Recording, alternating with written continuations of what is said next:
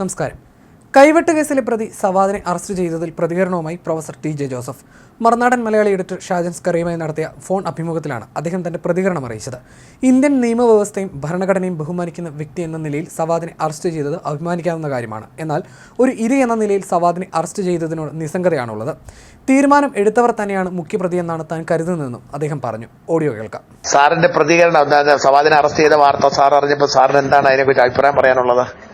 സവാദിനെ arrest ചെയ്തു എന്നുള്ളത് നമ്മുടെ നിയമപാലകർക്ക് ഒരാശ്വാസമാണ്. അവർക്ക് അഭിമാനിക്കാം. അവര് ആ കേസിന്റെ പിന്നാലെ നെയ്യൊക്കെ വളരെ കലവായിട്ടുണ്ടായിരുന്നു. അതുകൊണ്ടാണ് അവര് ആദ്യം ഒരു ഇനാമൊക്കെ പ്രഖ്യാപിച്ചതിന് ശേഷം പിന്നീട് അത് 10 ലക്ഷമായിട്ടൊക്കെ അടുത്ത കാലത്ത് ഉയർത്തി. ഏതായാലും ആ കേസിന്റെ പിന്നാലെ പ്രതിയുടെ പിന്നാലെ നെയ്യെ ഉണ്ടായിരുന്നു എന്നുള്ളതിന്റെ ലക്ഷണമാണ് അതൊക്കെ. ഏതായാലും ഈ ഇന്ത്യൻ ഭരണഘടനയും അതുപോലെ തന്നെ നിയമവ്യവസ്ഥയൊക്കെ ബഹുമാനിക്കുന്ന ഒരാളെന്ന നിലയില് ഒരു പൗരൻ എന്ന നിലയില് സവാദിനെ അറസ്റ്റ് ചെയ്തതിൽ നമുക്ക് അഭിമാനിക്കാവുന്നതാണ്. ഈ കേസ് പക്ഷെ കേരള പോലീസിന്റെ ഭാഗത്ത് അവര് വേണ്ട കരുതലെടുത്തില്ലെന്ന് തോന്നുന്നല്ലേ? ജാഗ്രത കാണിക്കാൻ വേണ്ടി ഒരു പ്രശ്നം കാണുമല്ലോ ഇതിനകത്ത്. അതിനെ കുറിച്ച് ഞാൻ അഭിപ്രായം ഒന്നും പറയുന്നില്ല. ഏതായാലും പിന്നെ ഒരു ഇര എന്ന നിലയിൽ എനിക്ക് ഈ പറയുന്ന സവാദിനെ അറസ്റ്റ് ചെയ്ത സംഗതിയോടൊക്കെ ഒരു നിസ്സംഗതയാണുള്ളത്. കാരണം പിന്നെ ഈ തീരുമാനമെടുത്തവരാണ് മുഖ്യപ്രതികളെന്നാണ് ഞാൻ കരുതുന്നത്. അതായത് എന്നെ ആക്രമിക്കാൻ വേണ്ടിയിട്ട് ഗൂഢാലോചന നടത്തി സവാദിനെ പോലെയുള്ളവരെയൊക്കെ പിന്നെ പിടിയാളുകളായിട്ട് കൈകാര്യം ചെയ്യാൻ വേണ്ടിയിട്ട് വിട്ടവരാണ്. അവരാണ് ശരിയായിട്ടുള്ള പ്രതികൾ. അവര് ഈ കേസിന്റെ പരിധിക്ക് ഉള്ളിൽ വരുന്നില്ല. അങ്ങോട്ടൊന്നും അന്വേഷണം പിന്നെ കടന്നു ചെല്ലുന്നില്ല എന്നുള്ളതാണ് വാസ്തവം. അതായത് ഇതിന്റെ പിന്നിലുള്ള ഗൂഢാലോചനയിലേക്ക് അന്വേഷണം ചെല്ലണം എന്നാണ് സാർ പറയുന്നത് അല്ലെ? എന്നാലല്ലേ ശരിയായിട്ടുള്ള ഒരു കുറ്റകൃത്യങ്ങളെ ഇവിടെ നടക്കാതിരിക്കുള്ളൂ. മനസ്സിലായി. ശരിയായിട്ടുള്ള കുറ്റവാളികൾ അവരാണ്. ഇതുപോലെയുള്ള അക്രമപ്രവർത്തികളൊക്കെ ചെയ്യാൻ വേണ്ടിയിട്ട് തീരുമാനം എടുക്കുന്നവരാണ് ശരിയായിട്ടുള്ള പിന്നെ കുറ്റവാളികൾ. അവരിലേക്ക് ഒരിക്കലും എത്തുന്നില്ല അല്ലെ? അവരിലേക്ക് നമ്മുടെ രാഷ്ട്രീയപരമായിട്ടുള്ള കേസുകളും മതപരമായിട്ടുള്ള ഇതുപോലുള്ള തീവ്രവാദ കേസുകളൊന്നും അവരിലേക്ക് എത്തുന്നില്ല എന്നുള്ളതാണ് നമ്മുടെ നിയമവാഴ്ചയുടെ പരാധീനതയാണത്.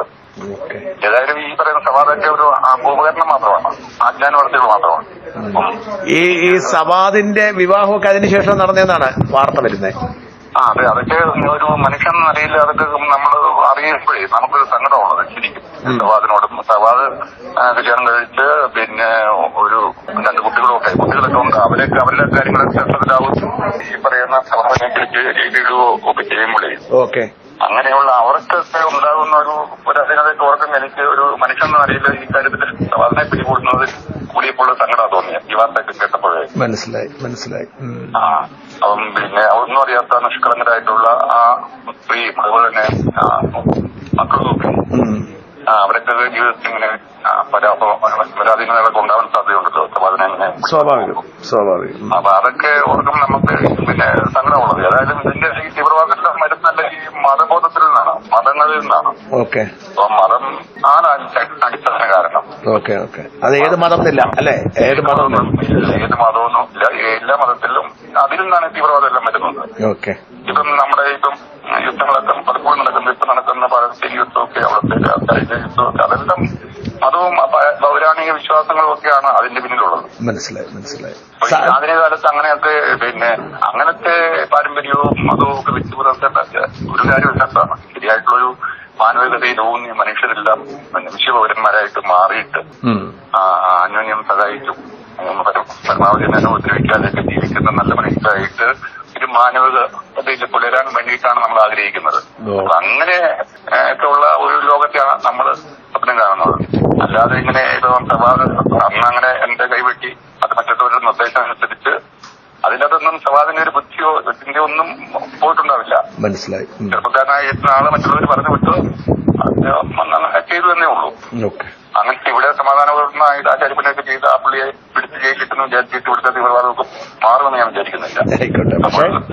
തീവ്രവാദത്തിന്റെ അടിസ്ഥാനമായിട്ട് വർദ്ധിക്കുന്ന ചിന്താപദ്ധതിയും അതുപോലെ തന്നെ അതിന് വേണ്ടിയിട്ട് ഇവരെയൊക്കെ ഇളക്കിവിടുന്ന ഇവരെയൊക്കെ ബ്രെയിൻ വാഷ് ചെയ്യുന്ന ആളുകളുണ്ടല്ലോ, അവരൊക്കെ നമ്മുടെ നാട്ടിൽ ഇങ്ങനെ സ്വതന്ത്രമായിട്ട് വികസിക്കുന്നിടത്തോളം കാലം ഇങ്ങനെയുള്ള ഈ സവാദിനെ പോലെയുള്ള ഇരകൾ മതത്തിന്റെ തീവ്രവാദത്തിന്റെ ഇരകളാണ്. എന്നെക്കാൾ കൂടുതൽ ദൃഷ്ടാനുഭവങ്ങൾ അനുഭവിക്കുന്ന അവരാണ്. അങ്ങനെയുള്ള ഇരകള് പിടിച്ച് ജയിലിട്ടെന്ന് വിചാരിച്ചൊന്നും ഈ പറയുന്ന നമ്മുടെ നാട്ടിലെ മത തീവ്രവാദം അസ്തമിക്കില്ല. അതിന് കാരണക്കാരായിട്ടുള്ളവരെ അത് പ്രചരിപ്പിക്കുന്നവര് ഒക്കെയാണ് നമ്മൾ കണ്ടെത്തേണ്ടത്.